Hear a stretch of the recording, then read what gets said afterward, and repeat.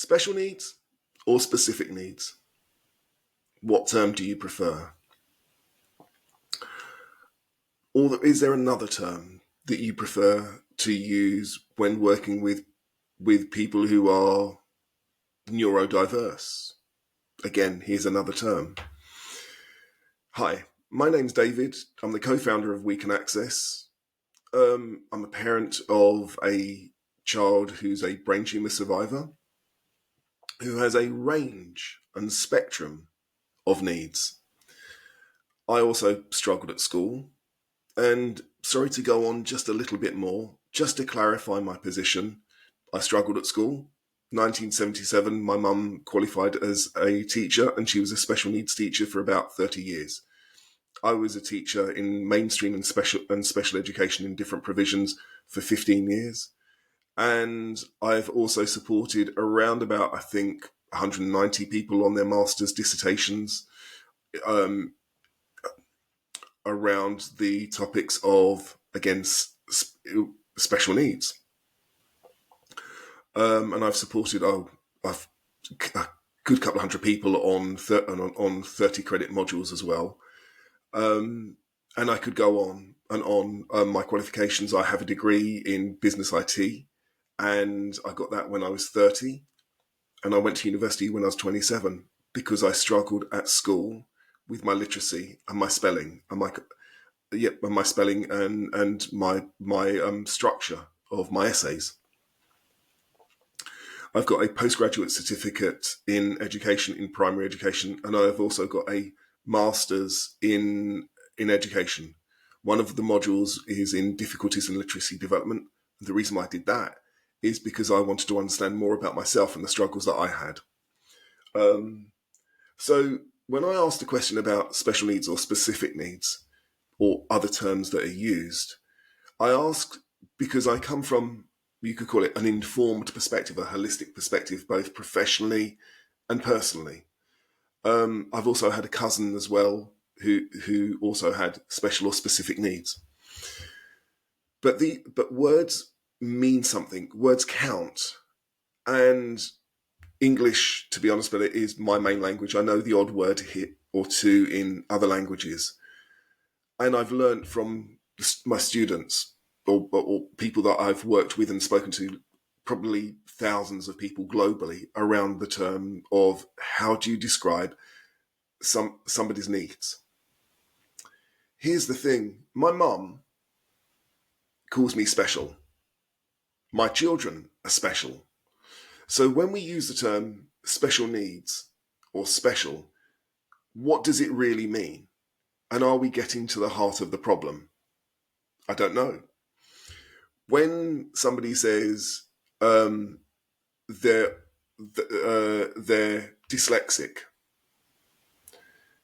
what exactly do they mean? What challenges do they face? And as I've said, if you've watched any previous videos, I struggle and have struggled with literacy.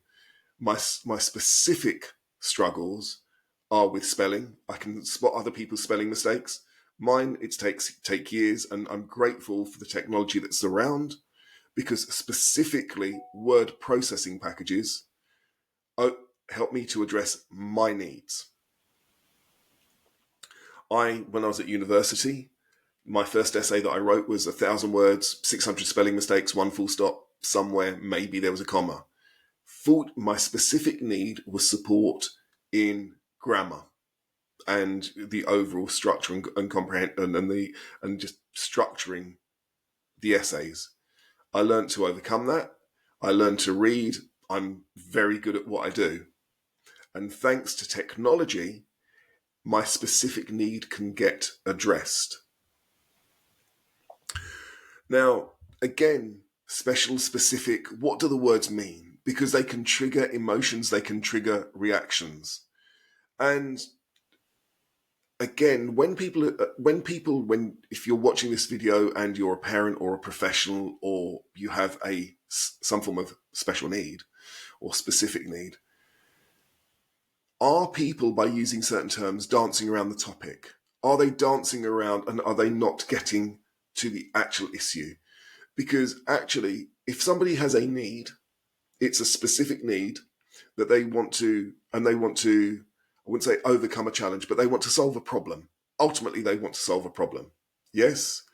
And how can we get to the heart of the problem and enable them to overcome it?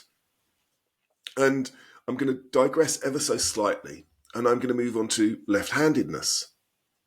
I have a question, and I'd love for you to put the comment below. Do you consider, as of the time of this chat that I'm recording on the 31st of December 2024, do you consider where you are left-handedness to somebody who is left-handed to have a special need? It's a question. And because I know close family members who were born in the 1930s and early 1940s in England, and they were left-handed.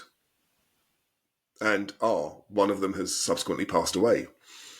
And I got told stories of them having their hand and arm bound behind their back when they were in school, so they had to write with their right hand, because the society or the school that the people were in at the time, and it was different schools, considered left-handedness as a disability. There was a social stigma around these people, around the person having left-handedness. And the task that the people were actually asked to do was to write, draw, use their fine motor skills, use pens to communicate, crayons, anything else. They needed to use their hands to do fine work, to eat, yet they were forced to use their right hand.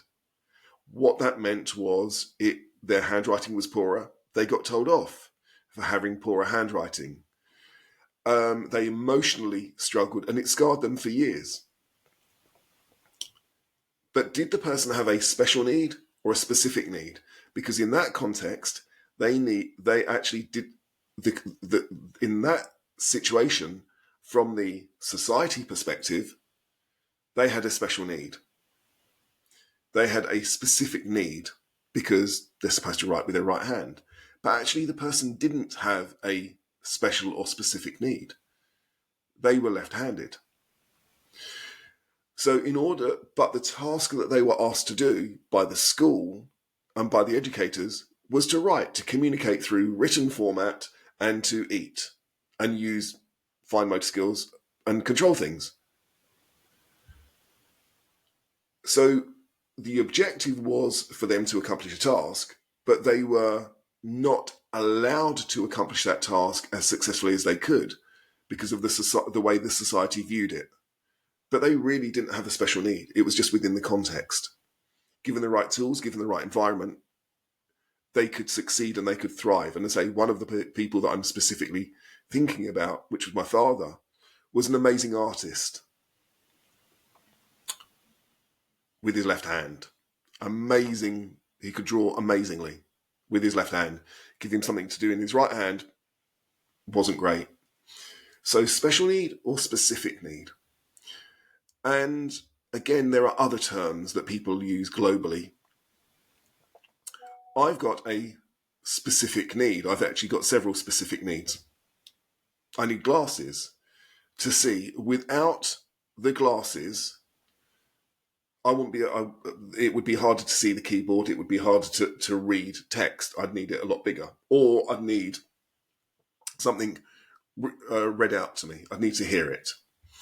So do I have a special need or do I have a specific need? And again, the reason why I'm being picky and talking about this term is because ultimately, how can we address the problem or the challenge that particular first person faces? Surely by changing our language to using terms that are very refined, very, very honed very pinpointed, we can then solve the challenge that the person needs to overcome. Another reason why I ask about a specific needs or special needs is because there are grey areas.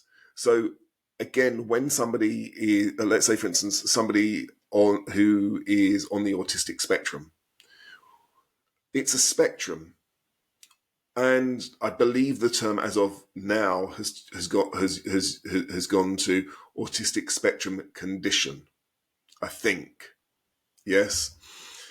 And so, but what specifically do they need support with? I've worked in multiple places where there are children on the autistic spectrum and adults on the autistic spectrum, and actually they're very, very diverse. One thing that is common is that there was communication. But actually, if you look at, let's say, for instance, autism, that autism actually is people on the autistic spectrum or who have been identified as being on the autistic spectrum also may have other range of other needs or challenges themselves. But it's a spectrum. So by saying somebody is on the autistic spectrum, is that specific enough? By saying somebody is dyslexic, is that specific enough?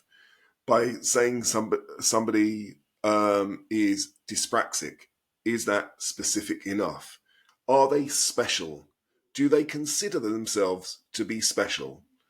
Because again, referring back to myself, I could get a diagnosis or I could for being dyslexic. I don't consider myself to be special because actually the challenges and the pain psychologically that I've had to go through to develop my literacy have been very, very painful. I was bullied at school. I didn't have a special need. I had a specific need that wasn't truly identified, nor was it supported. And still, I've got the hangover of having my spelling issues. Again, if I look at children that I've worked with, were they special? Oh, for sure. They were very, very special. And they all had their own talents and they all thrived. And some of the children that I'm thinking of were phenomenal in a context. Some of them were phenomenal musicians. They were special, but they had a specific need in order to enable them to shine. So I'm going to finish here and ask you a question. What term do you feel comfortable with? Do you feel is best to enable and support the person and the family? What term should we globally use in order to support, manage, work within our cultures, within the language? What one unified word or what unified word could we agree with that would enable the person to maximize their potential, to thrive, to achieve what they can truly achieve? Yes, everybody is special. But the way we can make them special is by supporting them and putting the systems in place to enable them to truly shine and maximize their potential. So if you found what I've said useful, I would really appreciate it if you could like, share, subscribe, the YouTube stuff and the social media stuff. But more than anything else, I would really, really value the comments that you can add below, because I would like to learn, because I'm on a learning journey. We Can Access is on a learning journey, and we would love to learn from you. Thank you very, very much. And I say I'm recording this on the 31st of December, 2024. I wish you all a very, very happy and healthy 2025. And I hope you maximize your potential and have a great 2025. Thank you so much for your time.